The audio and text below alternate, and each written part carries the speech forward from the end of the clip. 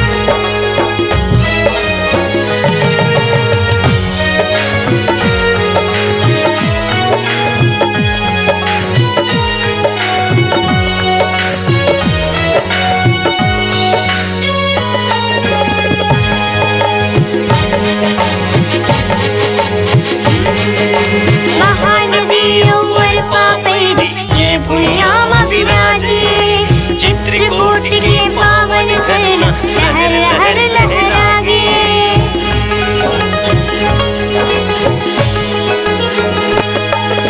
महानदियों और पापैरी ये भुइयां मां बिराजे।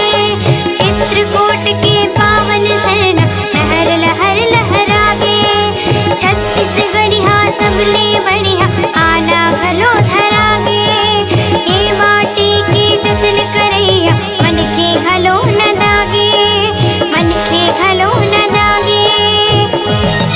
पुर छत्तीसगढ़ महतारी के आवे सुघरना, आवे सुघरना। येला जतन करो रे, जतन करो रे ये भारत के साथ। येला जतन करो रे, जतन करो रे ये भारत के साथ।